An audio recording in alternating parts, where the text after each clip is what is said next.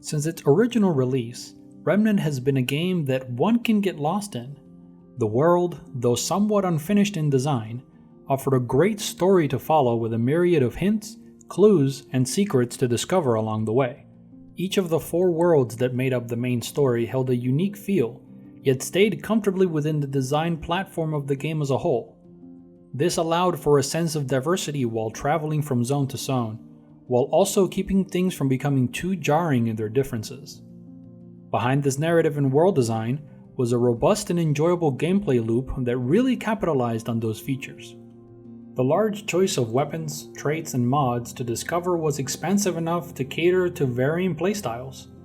This, combined with the slight randomness of the world generation and the way that loot is distributed within each generated zone, created a solid and often addictive pattern of repetition. With the Swamps of Corsus DLC, the team over at Gunfire Games is striving to improve on the original formula while at the same time correcting some of the faults that came with the original game.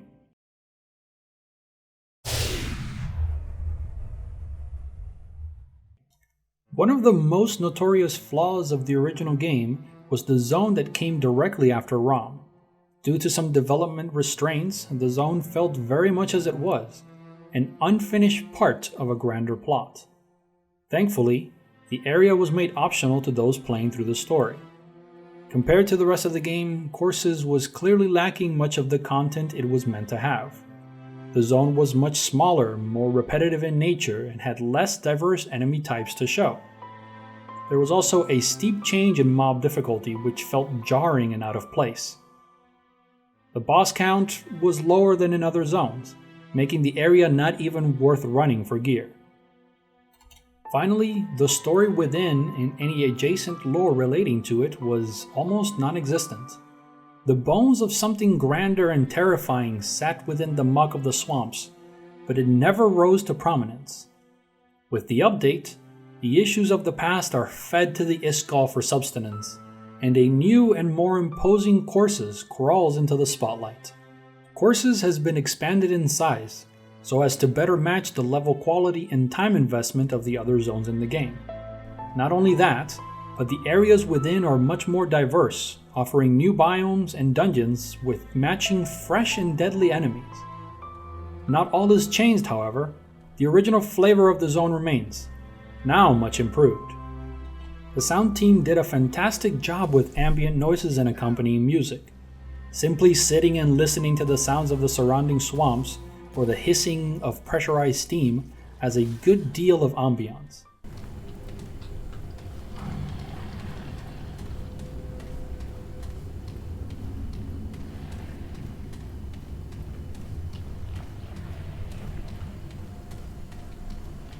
My personal favorite is the new biome that seems to be a mixture of Gothic architecture and an alien insect hive. The tall ceilings with hanging lights, the arches and soft popping and clicking sounds bring images to the mind that would make anyone's skin crawl. The number of bosses, encounters, and dungeons has been increased in both variety and quantity. And of course, new and exciting loot has been added to further flesh out the already robust build freedom that the game employs. Besides this, the story in the area is now, well, there. And it is a wonderful thing. I won't get into much details here as this is a spoiler-free review, but there is much more substance and depth here than before.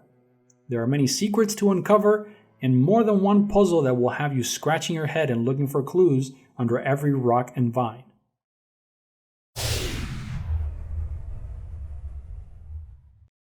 Along with the update to Corsus comes a brand new game mode, Survival. This mode is a fresh spin on the classic roguelike formula that has found popularity in many games. Unlike the hardcore difficulty introduced in October of last year, Survival does not require a new character to be played. Once you jump in, you are put into a starting area with various shop crystals and a set amount of scrap. 2 of these crystals will always offer the same items, those being the consumables and random trait crystals. The rest offer a random assortment of items, each one dedicated to a specific type. All of these items come from the base game, and you don't need to have unlocked them on your permanent characters in order to see them here. This makes survival mode a great spot to try out any items you might be missing and even set future goals for cool things you enjoyed using. On the top left hand corner, you will note a new UI that is specific to this mode. The red skull marks the number of worlds you have run through successfully. Next to that is a number and a timer which counts down once you start the run, pausing only when you return to the hub area. When the timer counts down to 0, the mobs you encounter level up, increasing in power. This stacks over time, ensuring your runs will always be progressively more difficult. Below this is your level, which increases by successfully killing mobs and finishing levels. Leveling increases your overall damage, resistance, health, and stamina. It will also refill your HP to full. Finally, your scrap. Though simple in nature, this system ensures that you always have a sense of both progress and challenge as you venture deeper into runs. Once you are prepped, you will activate the center infected crystal and be sent to a random world biome based on the 4 areas from the main game. From here, you will move through various areas, each one teeming with enemies ready to kill you on sight. As you advance, you will find trait books. These will award you a random trait upon pickup. These are permanent for the entirety of your run and can stack as you find more of the same kind. Aside from this, you will also find cache boxes and individual loot items strewn about the world. These too are completely random and do not necessarily have to stick to the theme of the biome you are in. For example, I found several earth items while traveling inside of Yaesha and Corsus areas. It is worth noting that the game does not particularly seem to care if you have a slot on your armor already filled. I quite literally found 4 pairs of leg items in a row before finding any chest pieces. This is one of my bigger gripes with the design of this mode. Although I understand the mode is supposed to be random, getting multiple pairs of the same slot item takes away from the joy of discovering a stash. Opening a chest just to see your 5th ring in a row while your only armor is a pair of goggles really hits you hard. I speak from experience here. Maybe having a bit of controlled RNG in order to fill out your slots before you start getting new items for the same slot could add to more of the enjoyment of the run.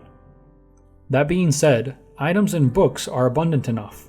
You will quickly find your inventory filled with random assortments of armor and weapon bits. Each biome is composed of at least one area and a boss. Some of the open world areas would lead to dungeons prior to entering the boss room. These act essentially the same as the base game, and if you are familiar with the dungeon boss combinations, then you can plan ahead and try to prepare. If you successfully defeat the area boss, you are brought back to the hub, where you can upgrade what you can and then continue. Whatever scrap you collected in your run until now is your currency, and all of the random items in the shop will change around, so if you want something, get it while it's there. Overall, this mode adds some more choices to the game as a whole. Each run has the potential to be a unique challenge, which makes multiple runs something worth doing in one sitting. I found survival to be a nice break from regular gear hunting and grinding, a worthwhile addition to the DLC as a whole, despite the minor gripes.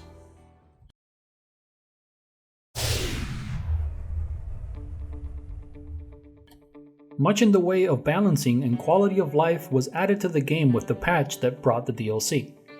Apocalypse difficulty has now been added for those that found the game previously to be too easy. A new vendor named Whisper can be found in Ward 13 next to the Root Mother. He sells the new armor skins that were added. In my opinion, the skins look pretty good. They add some much needed style and customization options to your character. The new currency, glowing fragments, can be farmed from bosses in hard or higher difficulties. They also drop quite frequently from survival mode, which adds some incentive to play. As one can expect, a number of bugs are now present in the game. The most notable one is a crash that seems to occur at random. I've personally experienced it twice, once during my survival stream and the other while running through courses in adventure mode. There have also been some item drop clippings through the floor and some enemies getting stuck on walls. These are just the ones that I've personally experienced. Nothing really completely bizarre. The game crash is annoying, especially in survival due to the fact that it will automatically end your run. These things can happen with any new addition to a game, so expect the odd glitch here and there until the fix is dropped.